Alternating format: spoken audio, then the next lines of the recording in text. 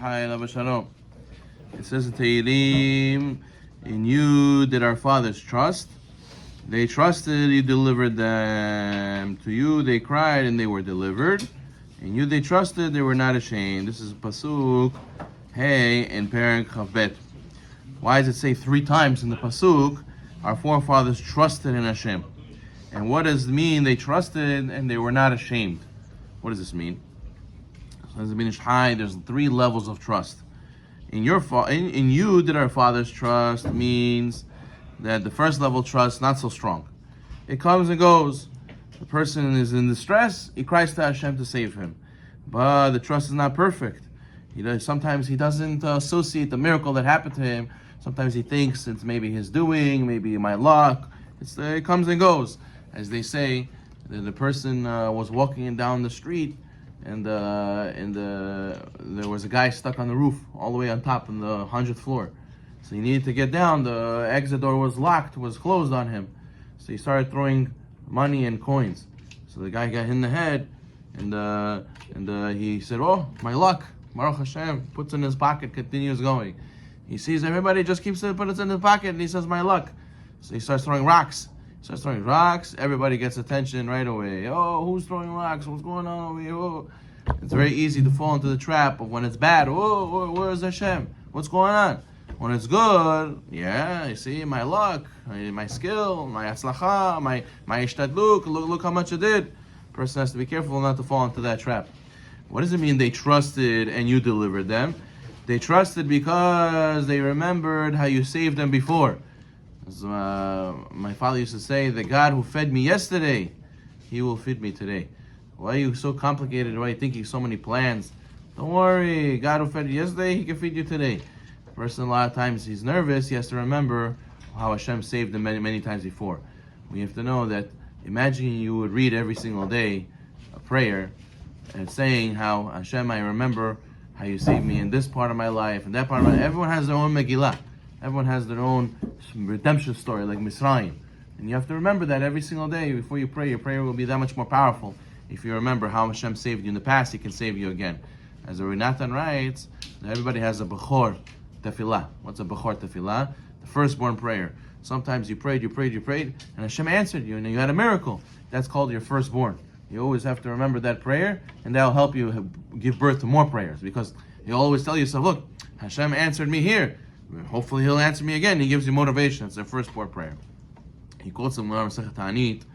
Over there it says in Chavdalet, there was Rabbi Hanina ben Dosa, very holy Tana. Many miracles happened with him, and he was very, very poor. Tremendous poverty he had. There was nothing to bake or cook for Shabbat.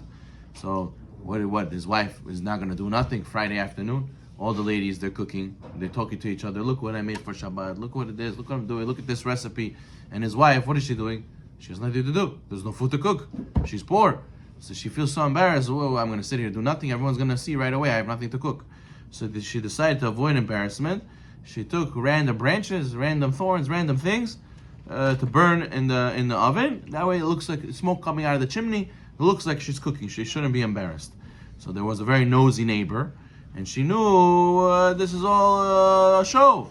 I know that this is nonsense. So therefore what? So then she went and knocked on the door.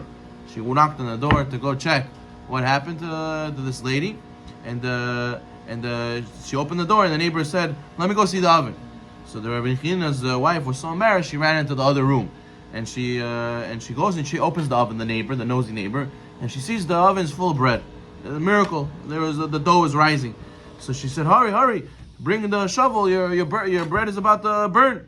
And Rabbi China's wife said, Yes, that's why I went to go get. I went to the other room to go get a shovel. So if you think that she was lying, the Gemara says that she actually did go to the other room to get the thing to get out the bread, because she was so used to miracles happening in her house. There's many miracles of Rabbi Hanina ben Dosa. How he told his daughter, "Don't worry, God who said oil burn will let vinegar burn." And Hanina ben Dosa, that snake was killing everybody, and the snake bit Rabbi Hanina ben Dosa, and the snake died. Many miracles. Very accustomed to have miracles in the house. So Rabbi Hanina's wife trusted Hashem so much that Hashem would make her a miracle to hide her embarrassment. And this is a high level of trust, but it's not perfect. Why? because Rechina's wife went to the other room without saying anything. If she really had high-level trust, she would have already said, I'm going to go get the shovel before she went to the other room. And that's what the highest level is. They cried to you and they were delivered. They trusted you and they were not ashamed. What does it mean they were not ashamed? He says that they were not even scared. They spoke with so much emunah and they believed the miracle will happen. They spoke about it before it happened and they're not scared that they're going to get embarrassed. I'll speak now and I won't be scared if I'll be embarrassed later that didn't come true what I said, because I have so much trust in Hashem. I'm already talking, as I'm manifesting as if it's going to happen. So therefore that's what it means. They cried to you and they were not ashamed. This brings a story from Rav Moshe Galanti, alav shalom, who was the teacher of the Pri Hadash. He was a big Mekubal. So in Israel, during the winter is when it's supposed to rain. So and there being that year was very dry. There was almost no rain to fill the empty wells. So then the Jews, the Muslims, the Christians, everyone who lived there, they all prayed together. They all prayed. They told everybody, pray, we need rain, we need rain. And it looked like the gates in heaven were locked, and they were going to die of thirst. They needed water. So then there was a pasha at that time. There was under Turkish rule. So then they informed Rav Moshe Galanti that we believe it's the Jews' fault. The Jews' fault why there's no water. If they're really the chosen people, God would have heard your prayers.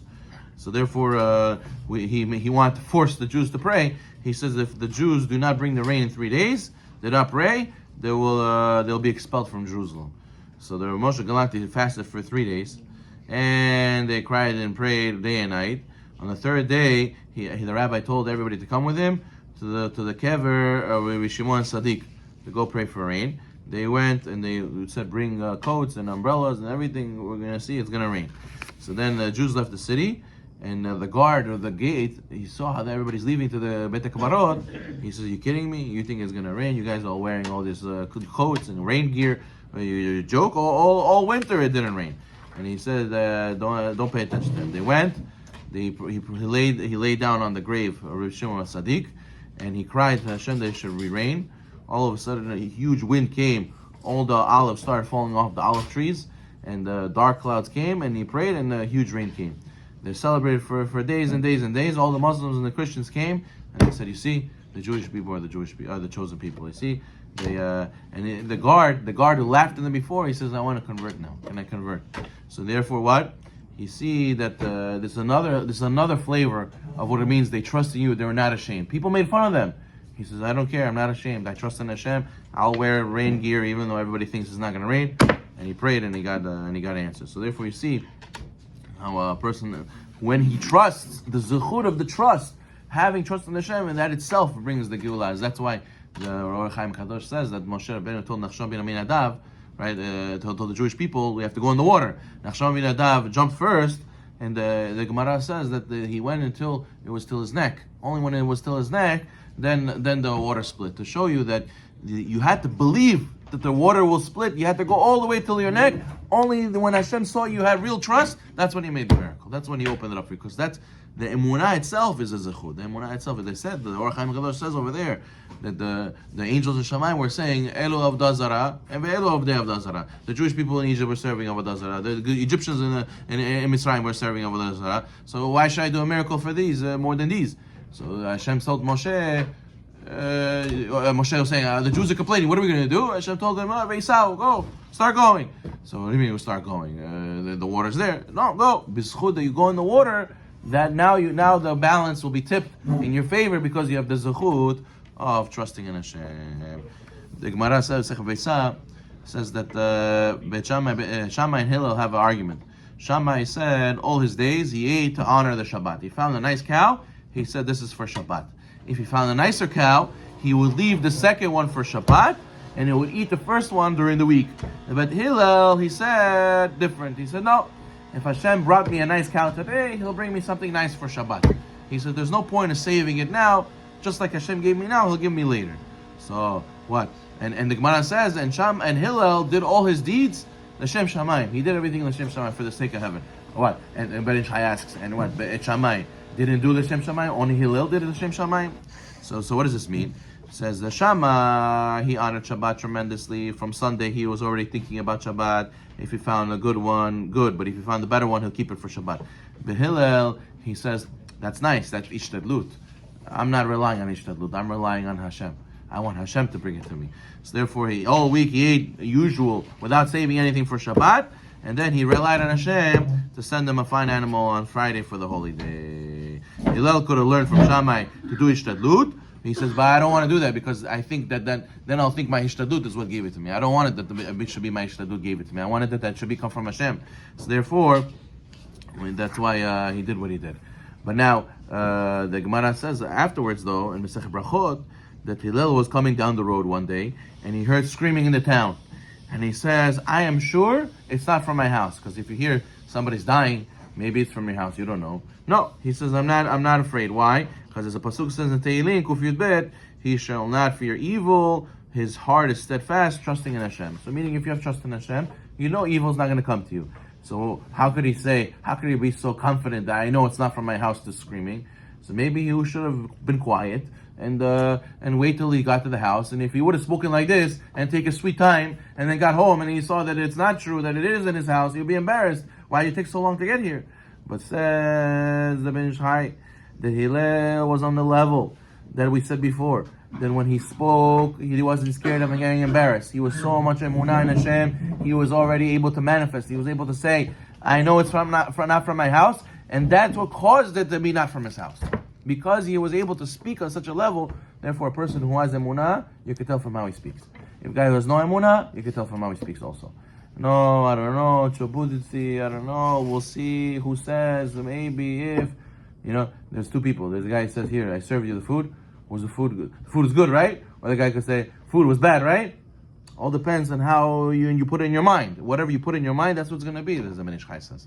So if you have emunah and you speak with emunah, like Hillel, because he said it, that's why it wasn't in his house. But if he would have said, it's probably from my house, so then it would have been from his house, the Ben Ish Chai says. So a person has to be very careful how he speaks, and because the way you speak is the way it's going to be. They say, someone told me once, abracadabra is abra kadabra. I'll create as I speak. Abracadabra. It's interesting. So the way you speak, it changes the world.